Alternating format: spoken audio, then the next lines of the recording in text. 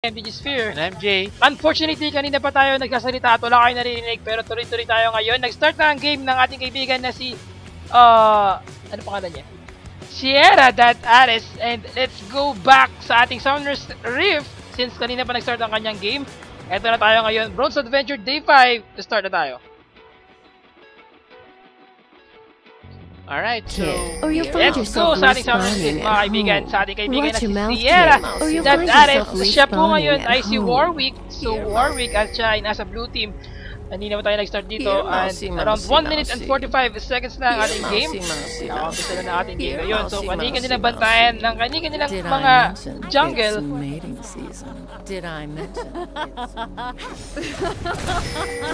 Lux and Katarina without knowing na nagabang din si Katarina at aware siya na kinukuha na nila ang first blue buff for Mastery dito.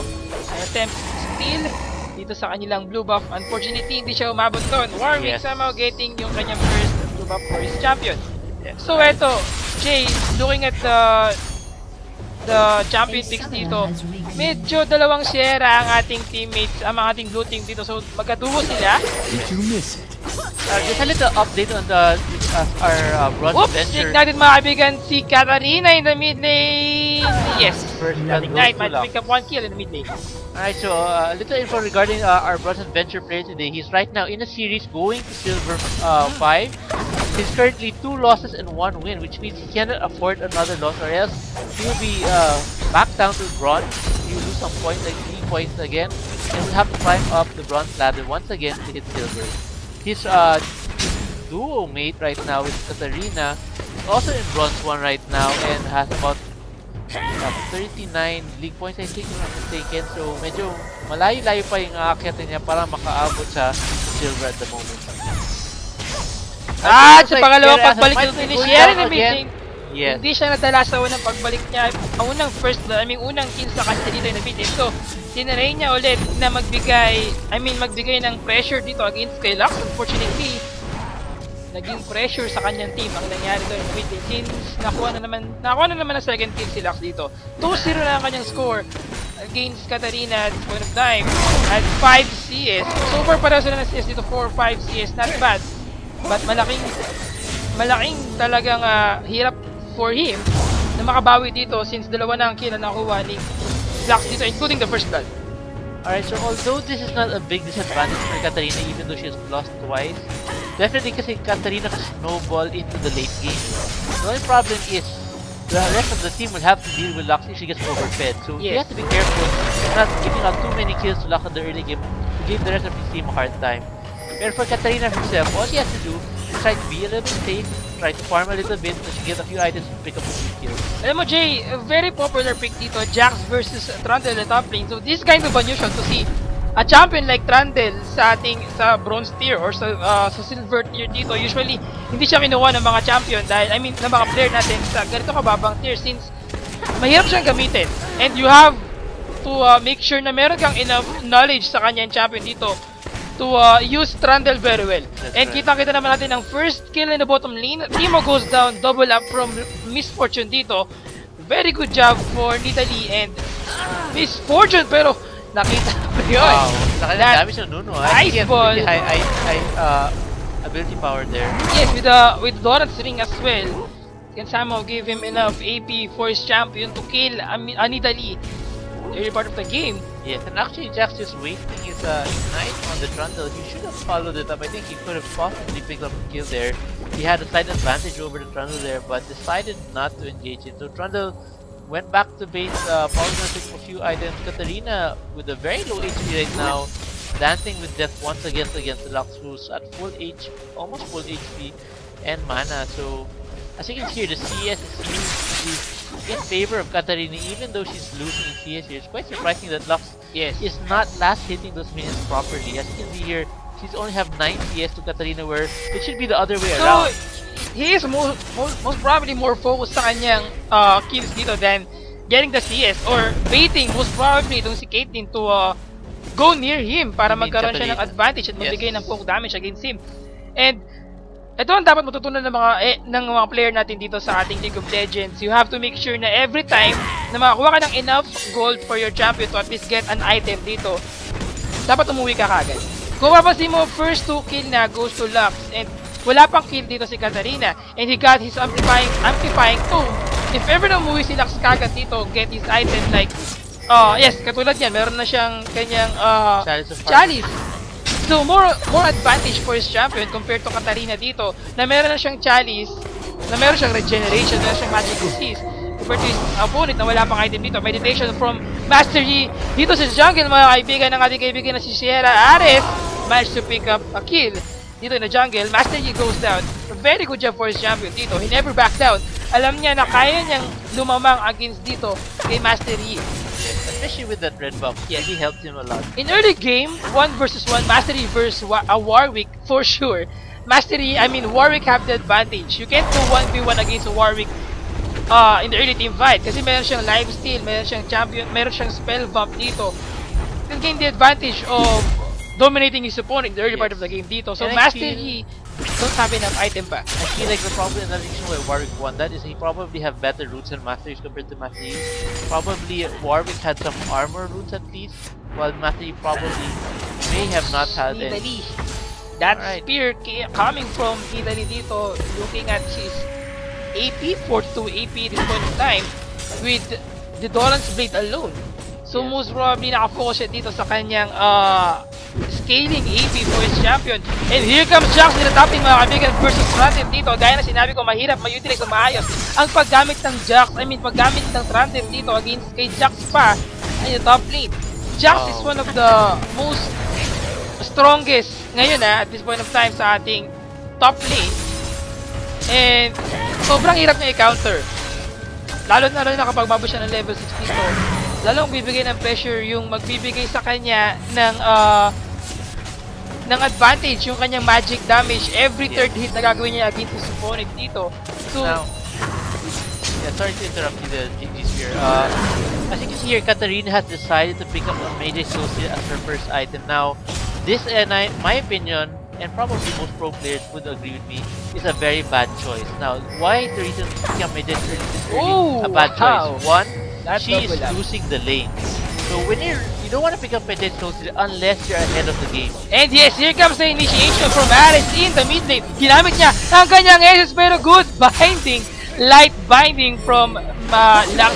So, Master Yi trying to respond. Ginamit ang kanyang Highlander technique in the mid lane, trying to kill one champion. But, sobrang nakakatakot ang aso dito. Managed to disengage here in the mid lane. But Lux somehow saved himself with that team fight dito sa mid lane. And like I was mentioning a while ago, so parang awa nyo na, please, huwag kayo mag-Medjay first item, especially if you're losing your lane. The only time you probably want to pick up a Medjay that early in the game is if you're already snowballing, like it's only 10 minutes in the game, if you already pick up like 5 kills already, then medyo worth it ang Medjay. But other than that, there's no reason for you to really pick up a Medjay, especially if your team is losing. And actually, even nga, nalamang kayo, talagang hindi it's a risky item. There you go. Wow! A laser beam from Lux na hindi pa umuuwi. Very good job for himself dito. And Warwick trying his best to kill one champion here in the mid lane. And Jax goes down. Wow! Against Trundle, kanina nakita mo nahihirapan siya dito. The pressure coming from the damage output from Jax dito with the stun, with the counter strike, with the damage output. Yung kanyang second skill and yung kanyang passive skill as well. Very effective against kay Trundle, but Trundle somehow managed to turn around the team fight in the top lane dito. Meron siyang SS na. Here comes the kati-kati technique mga kaibigan. Pusa mode from Sierra Ares with the red buff. Managed to pick up one kill in the mid lane. Plus yung kanyang passive skill na kaya niyang umabol dito at naamoy niya ng kanyang kalaban since half-life na siya dito. And actually, here has absolute zero, but no good for his champion. Mr. Timo and Mr. Nuno. Protects Timo from there. Looks like Katarina might be. Katarina mga kaibigan, ganit dito, trying to chase on one champion. Ginamit na naman yung kanyang S dito, not enough to pick up one kill. And here comes the Shunpo mga kaibigan. And one more first kill. Yes, normal hit. Double kill for Sierra. Here comes Lux mga kaibigan. And Ignite managed to pick up a kill here in the bottom lane. Now, let's just look at the stacks of Katarina. A while ago, she was able to pick up 4 stacks, but she had to burn her flash. And now she died twice. She died, so she's down to -1 po ulit yung kanyang charge dito. Exactly. So, as you can see here, Medjay is only efficient once he hits 8 stacks. That's the only time you get your money's worth. A little lol math to you guys. So less than 8 stacks yung Medjay nyo, hindi worth it yung Medjay nyo. As you can see, until now, hindi niya ma-stack up yung Medjay niya. And I'm pretty sure, throughout the rest of the game, hindi niya talaga most of the game, hindi lalagpas ng 8 stacks yan unless they really snowball really hard. Yes. Alam mo, isa pang mahirap dito, hindi talaga bagay yung Medjay na item for the bronze tier or silver tier dito. Kasi kapag dito naglalaro ka, mapapansin mo yan, kapag naglalaro ka sa bronze tier, silver tier, ang pinaka mapapansin mo dito ay yung ginagawa ng mga player ay papatay sila na papatay. Wala silang pakik mamatay sila as long as makakuha sila ng isang champion. But nahuli nila ngayon si 8 or mga kabig with that ward coming from Nita G.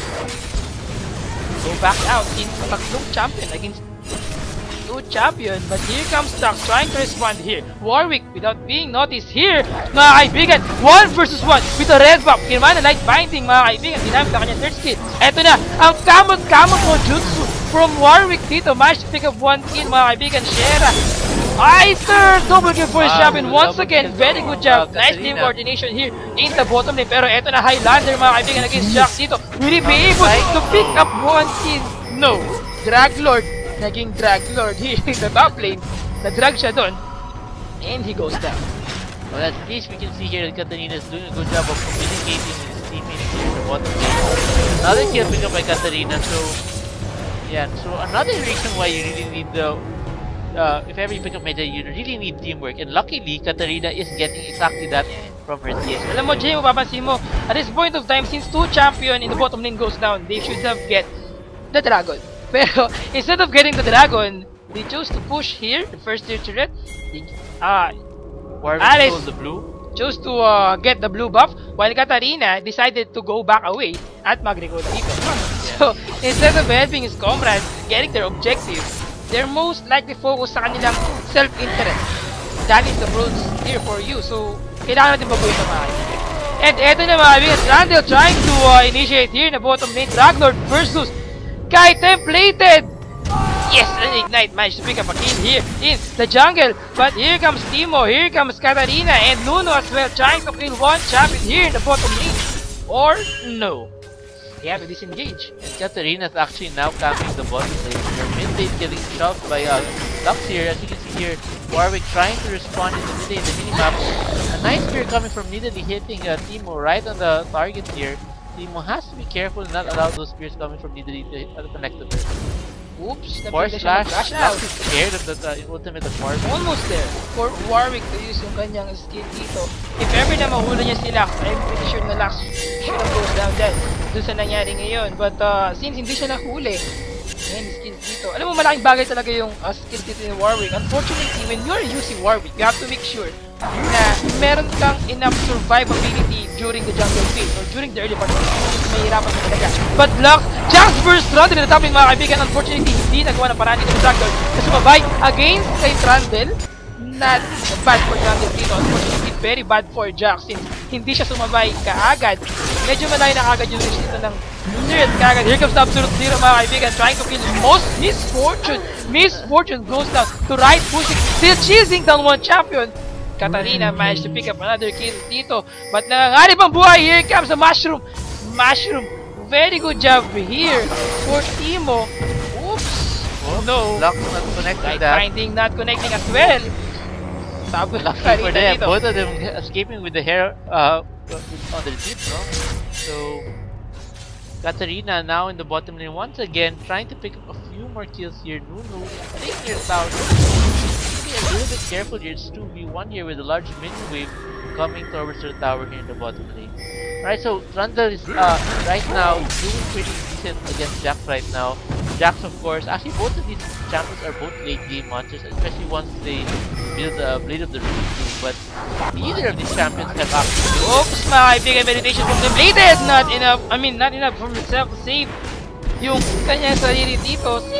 Since hindi niya alam na ward dito. Unfortunately for him, he goes down dito. And against 3 champion, mga kaibigan, Sierra either really be able to escape or pick up another kill. Grabe na yung damage output niya. And to think, one, yung kanyang Bridgewater Cutlass.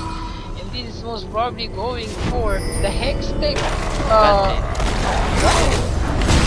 Katarina doing a really good job now. 14 stacks already on her Melee Soul Stealer here. I'm surprised Warwick did not continue fighting Trundle here. It looks like he might go or the fight might turn around here. Oh, wow! Minions killing Trundle here. Good flash coming from Ares, winning that fight. We could have actually won that even without flashing if we just continued fighting he could have just hit the minion dito instead of chasing down Warwick that time. And butik mga kaibigan, nangyari mo kanyang buhay dito. Wala siyang mushroom, wala siyang trap doon para magligtas ng kanyang sarili. But here comes Mastery, galit na galit. Still, that mushroom not enough to slow down dito si Mastery since meron siyang Highlander. But Katarina trying to save the day, ending this matchup here in the bottom lane. Godlike na siya ngayon. And it's about time to make sure na meron siyang, 18 stacks of his Medai Soul Stealer. So Jay, sinusubukan nitong si Katarina na i-prove na mali ka sa sinabi mo kanina.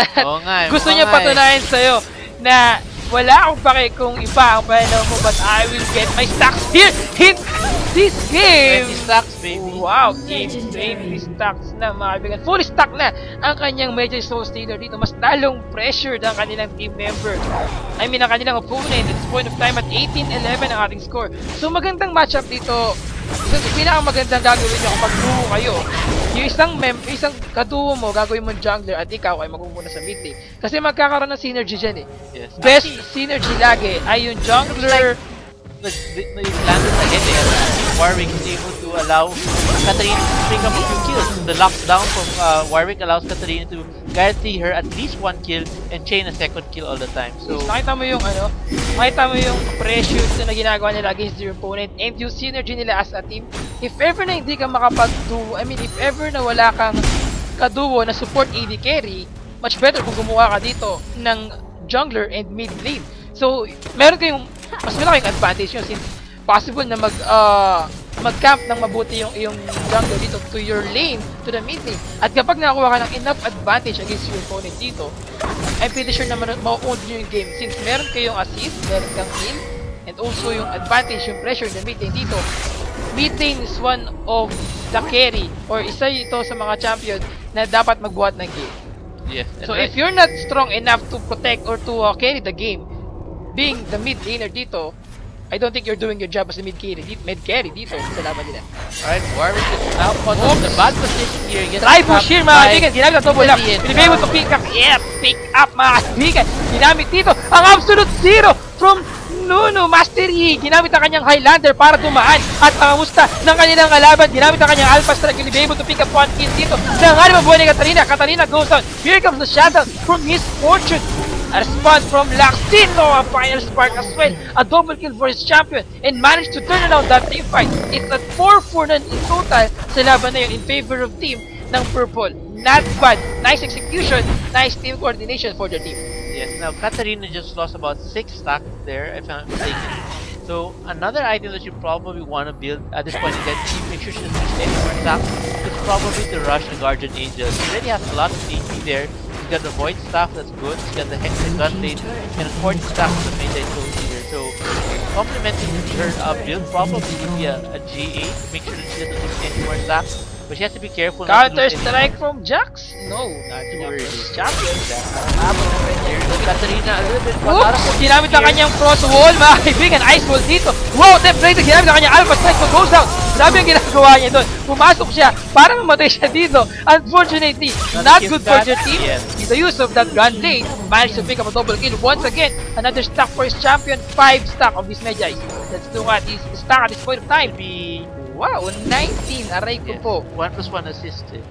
So that's Parusa, plus 5 mga kaibigan. stacks from the 14. So one more kill or assist will give her full stack to get off the Medjay. When you're using Katarina here in this game, at naka-smart gas ka dito, QER lang ang gagawin mo talaga. And then focus yung champion dito to at least kill a champion, another champion during the laning phase.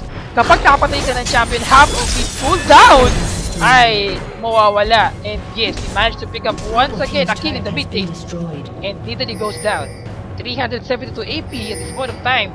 Most likely talaga ang laki ng advantage her high niya. risk, high reward does pay off this game, especially with her combo with our, of course, Sierra Ares are run to enter. Here comes the boom boom shakalaka in the bottom lane. Final bar! Wow, a double up as well from Misfortune. Managed to pick up a 2 kill. 1-1 for Lux and Misfortune. Yes, looks like Matt Iggy and Trando have joined forces here on the Dragon Pit. He's the first Dragon of the game, yes. So the purple team playing pretty smart for a bronze 1 division team, right? So they realize they're losing, they need to pick up some cash right now. Sort of even out the lead that the blue side has right now. So that Dragon Dip definitely lowered the gold lead. As you can see, 1k na lang ang gold lead ng blue team na yun dahil sa Dragon pick up by the purple side. Of course, Sierra Ares and Katarina. Katarina is probably the biggest problem right now since puro payatot yung mga players ng purple team. The only tanky champion there is Trundle, and he has no magic resist. So technically speaking, even for Katarina, medyo payatot pa rin siya para sa kanila. Medyo weird pa dito for Misfortune to get yung kanyang Runa's Hurricane instead of getting any other item like the Phantom Dancer, get like the item na what they call this, yung Last Whisper. Well, this is one of the most effective item for any champion na kailangan ng attack speed. But Misfortune, knowing Misfortune, you don't need enough. You don't need so much attack speed for your champion. Ang kailangan lang niya dito ay damage. She's possible to get. She's a hybrid, more of a caster AD carry plus she already has an attack speed buff on her double. I forgot what skill is that. I believe it is Impure Shots. Impure Shots, right? Yung kanyang passive skill dito. What na ginamit niya? Well, it can give enough attack speed for his champion to dominate the team fight dito. At ito na sinasabi ko mga kaibigan, Katarina, we have been noticed, ginamit ang kanyang Shunpo. Managed to pick up a double kill and he goes down as well. Managed to almost get 3 champion here in the mid lane. Sabi ko kung naka-GA siya, naka-quadra kill siya. Lalo na siguro kung naka-Zonya siya dito, he can at least wait for his chance to use that Zonya. And then, for sure, cooldown na yung kanyang skills dito since meron siyang double kill na nakuha. Almost enough for champion to pick up another kill dito. Lux almost there. Makakapatay niya sana to. Wow! Galit na galit mga kaibigan si Warwick dito. Ginamit ang flash to pick up a kill here in the mid lane. So, one champion goes down once again. 2790 ng ating score. Spear mga kaibigan. Riot Buddhist. Ang cool na pangalan ni Timo Riot Mystic Buddhist. Counter strike mga kaibigan. Tinamaan dito ang Cougar. Ginamit ang snowball from Nuno dito. Managed to get away with this bounce. Actually, I like the lineup coming from the blue side. The only probably champion I don't like there is Timo. Other than that, they have a pretty solid lineup. They got stun, they got lots of slow, they've got a hyper carry, a high damage burst EP carry. So pretty much a very good lineup for Katarina. High utility, high support damage. Katarina to get enough kills for his champion. Yes. So enough kill for them to get the amount of stack he wants. Yeah. Basically, for the time, tignan mo, mapapansin nito the biggest use for Timo here is really as a support as well. Using her walking ward mushrooms to walking ward. Exactly, the mushroom Pwede siyang pumunta dito plus sa the blind to slow down Matthew. O kaya pwede siyang the only threat. Yes. Possible din siya maghintay dito sa bar and then hide ng matagal. So yun ang malaking tulong niya kasi invisible siya Unless maglagay doon ng vision ward, that will kill him. He's the mushroom. He is the mushroom. Walking mushroom dito. Timo. Talagang nakakainis talaga pag si Timo. Hindi ko lang bakit pero cute siya, cute. Pero he's very annoying. Especially for that. Alright. We see the purple team all going back to base here. They're probably talking to each other right now, saying, how do we deal with Katarina? She still has 20 stacks here, and as you can see a while ago, 4v1. Katarina's able to pick up pretty much a triple kill if it weren't for that one kill steal from one member.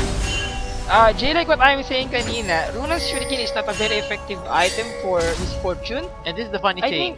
Now she has a Zeal, so there's even more attack speed that is but unnecessary. I am looking forward sa kanyang build dito. Runa's Shuriken, I think it's a good idea as well for Misfortune since yung kanyang Impure Shot, meron siyang on-attack, in-attack effect dito kung saan kapag tumama yung kanyang normal hit, kapag ginamit yung kanyang Impure Shots dito, that would give them the Grievous Wounds on both Katarina and Jack. Yes, and if ever na magla-lifesteal sila dito, mababawasan yung lifesteal nila, yung heal na magagaling sa kanilang kakampi dito. A spear there. Oops, ito na mga kaibigan. Here comes Jack trying to initiate that counter strike, trying to pick up one kill here in the mid lane. Ignited si Trundle dito. But no, managed to get away dito. A waste of a summoner spell from their team. Dito nagbibigay ng spirit dito. Pressure from Dark Rose here in the jungle. And tignan niya natin yung AP ngayon ni Katarina Lidari dito. 174 AP. Wow! Nahuli siya dito mga kaibigan. Na-rape ng kanilang team. Katarina. I mean si Nitani. Oops! Double kill mga kaibigan from Katarina! It's a 4!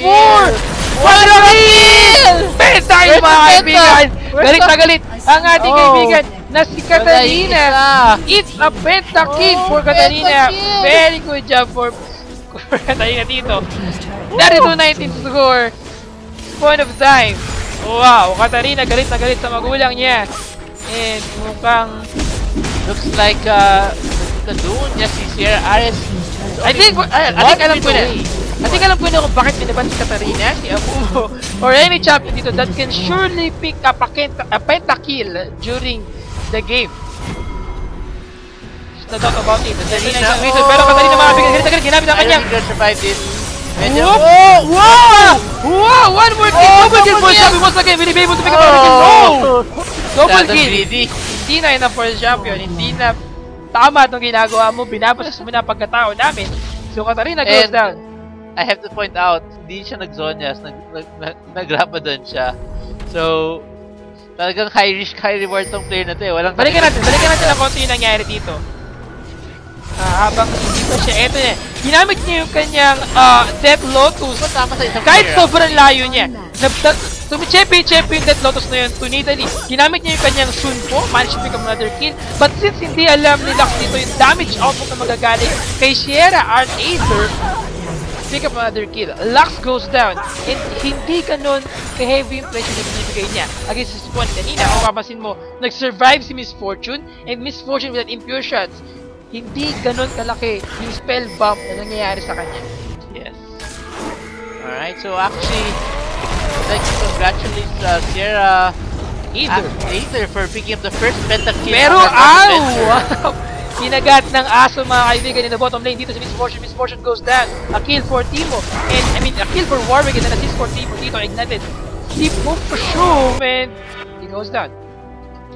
But Master Yi trying to respond. Here, nag-teleport mga kaibigan. Si Katarina dito. Papatayin niya nga ba? Here comes the home card. Wow! A burst damage for his champion.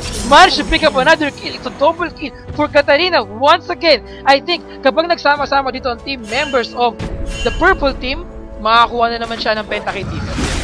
741 ng game ni Katarina right now, and she still has a slot for one more item here.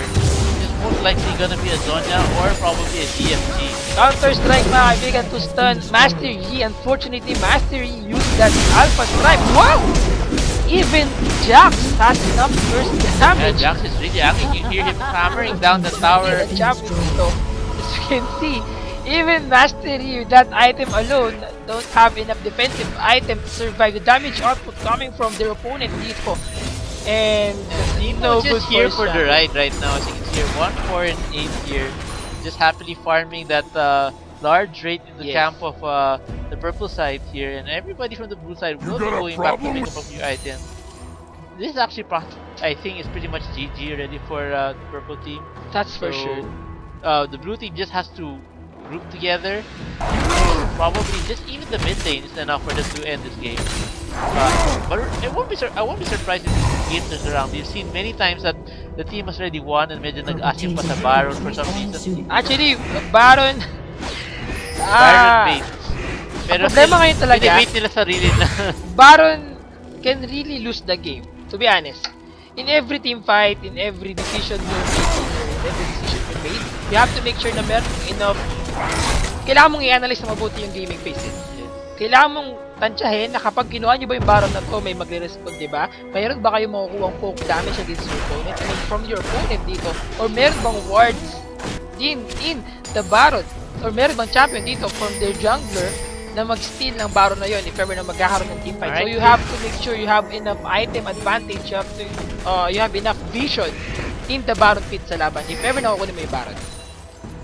Alright, so we saw some pings a while ago from the blue team signaling the Baron. Warwick and Katarina, the two Sierra teammates, are still in the mid lane. They really want to end this game right now. Yes, here They're trying to hunt out some members. Blinded Absolute Zero. Yes. I should pick up that kill here. Mushroom The jungle. So Jay, like what we are trying to discuss earlier, mukhang alam ko na kung bakit kumuha ng Hurricanes, Runan's Hurricanes ng Miss Fortune. Alam niya na mangyayari to, alam niya na makukuha yung inhibitor nila in the mid lane, so meron siyang enough item to defend their base. So, that item can surely clear the waves much faster than the usual since meron siyang AoE. Wow! Once again, double kill for the champion. Will be able to make another kill. It's triple kill. Katarina, triple kill. Miss Fortune goes down. Trundle in the top lane trying to defend here. Kaya ba niya i-burst ng champion na to? Or no? Since wala siyang magic resist, I don't think he can survive against Katarina. Even he is stranded. Yeah. Late quadra kill for Katarina there. Trying to really force another pentakill here. Master Yi, galit na galit si Katarina. Parang gusto niya bigyan si Katarina ng unofficial pentakill. And there we go. You can see here, Team was having the time of his life here, just pushing the inhibitor. I think the Teemo and the Nunu might be also a duo fuse pair as well. Sa trabaho lang nila dito talaga mag-farm. Mag-farm, mag-push, mag-trap, at mag-trap. Ayun lang. Annoyance team. Oop! Nice final spark. Managed to pick up a kill. Madara. Very good job for Madara dito. Galit na galit ng ating kaibigan na si Lux. Sayang effort for himself with this game. But Absolute Zero mga kaibigan for Miss Fortune dito. Here comes Italy to save on champion. Hindi ito mamang light bind. Coming from Italy, I mean from Lux. Mahabol ni Italy able dito. to escape here or here comes the hooker for mga kaibigan. So, Oops! Akala ko mag-miss yung spear na yun. Ngunit no, why? Why are you not chasing the champion? Even you are using Italy. Well, being a safe player dito, siguro na aware siya na mapunta na dito si Katarina. So that's a pretty smart play for a bronze player. Normally a bronze player will not stop chasing until they pick up the kill. As you see Warwick all alone. Wow! Solo Baron! Ito pala ang pinapanood natin na yung the bronze player. As you can see here, medyo puro AD item yung ginawa niya. Tatlong lifesteal item. Tatlong lifesteal item. Let's look at his life 40%. And this is I think the max lifesteal. 40% talaga. Max. Meron pang possible na wala natin. Oops! Mushroom na tumamang light binding mga kaibigan. Highlander from Master Yi dito. Highlander mga kaibigan. Ano mangyayari dito? Will he be able to pick up another kill? Yes! With the Alpha Strike. Templated. Managed to pick the life of Pop Shroom here in the mid lane. Sayang ang Baron buff niya. Sayang ang Baron buff. Yeah, sayang nga. Namatay siya doon in the mid lane kanina. And Katarina, let's look at the game at that moment. Katarina, 809. Can you imagine every time na gumagamit siya ng yung damage output ng kanyang Death Lotus? 750 plus 225 plus 2023. And then, sigurado how much life does Jax have? Mostly there's a lot of life steal items there. 37%. So talagang life steal ang gusto ng mga players na yun. No? At the bronze, as you can see here, Jax and Warwick, full of life steal there. Can you imagine the damage output from this champion? Yes. Every time na tumitira siya dito, ang laki ng buhay na bumabalik sa kanya. And that will give him pretty much more sustain for his champion. So, ang kailangan gawin ngayon ng Team Purple ay maghintay na lang ng chance nila. Or at least, item lock ng Katarina here. Already feel the zone. They could have just waited, wait there in the turret dito. If ever na mag-initiate itong team member from the blue team, possible na mamatay sila eh. Possible na mahirapan sila. And ito ang pressure na nangyayari sa kanila ngayon. So ito na sinasabi ko mga kaibigan. Sierra, match with another team once again here in the mid lane. Bullet time! Boom boom siya. Kailangan for Miss Fortune. No good for champion. That's yung nakuha dito. Absolute Zero in the Nexus. So that end of the game. Once again, congratulations mga kaibigan for Sierra Ares, especially kay Sierra Ader for getting the pentakill and the first win of the day.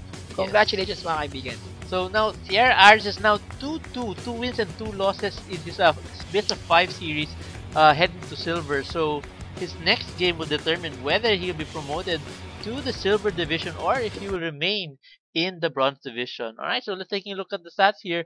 Katarina, I saw, had about 777 if I'm not mistaken, somewhere near the end of the game here. Fully stacked Rabadons here, as well as Zhonya's Hourglass and Rabadon's Death Cap here, including voice. This is actually a very optimal build for Katarina if you want to go full damage. Of course, this is... Wala siyang ka-defensive to be honest. Yes, except for mapapansin mo itong item na to. Zonya is the only item na pang-defensive niya. Usually yung mga high tier Katarina, kumukuha ng kanilang item like the Guardian Angel. But this is a good idea since meron siyang enough advantage to dominate the team fight dito. As you can see, he alone can kill one champion and it's kind of unusual to see Katarina na kaya pumatay ng isang champion sa laban natin. I mean, in any team fight. Kasi kung papansin mo, Katarina don't have enough burst damage to push it kung hindi siya ganun ka-farm. Well-fed nga, kung tatawagin natin dito. Pero since laging fully stack yung kanyang Medjays dito, meron siyang 20 stack lagi, meron siyang around 15 stack lagi, that could give him around 200 AP during the skirmishes na mangyayari dito. The only thing na naging problema ng Team Purple dito ay wala silang enough disable or crowd control for their team. Kung mapapansin mo, the only disable, ang tangi-tangi disable lang na meron sila ay yung light binding coming from Lux dito. And that is not totally disabled. Or that is not totally, hindi siya ganun totally na ma-immobilize yung isang member dito. So, hindi na siya makakagalaw, but he can still attack a champion or he can still use any skill to survive the team fight. Yeah, so I just like to point out, although there's some weird things coming out from the bronze tier, especially from Team of Sierra, like I said, the Medjay is a high risk, high reward. The thing that really played out the most, and the most important thing that you have to remember, is the teamwork. As you can see here, the teamwork really was the big difference that made them win that game and actually smash the purple side score. At first, the purple side had 4 kills ahead, a 4 kill early lead ahead of the purple team. But because of the teamwork coming from all the members of the blue side, they were able to turn it around and actually win the game in dominating fashion. Yes, congratulations once again, Sierra Ares and Sierra either getting their first win of the day. Congratulations, ito na yung medyo mahirap sa kanilang series ngayon, or for series of Ares. Kung mapapansin mo, kanina yata 1-1 ang kanyang score, going actually, for silver. 2-1 already. Ngayon ay so 2-1 na. 2-2. No, it's 2-2. 2-2 na pala. So kanina 2-1. Yes. Ngayon, he lost. Actually, it's 1-2. He lost a while ago. He lost a while ago to his. Hindi natin. Before he streamed with us, he already played one game and he lost that game. So, wow! So, medyo delikado to Woo! Medyo excited to. Parang win or lose talaga to eh. Oo, 2-2. Mapapansin nyo mga kaibigan, 2-2 ang kanyang score ngayon sa kanyang series. So, this is very interesting.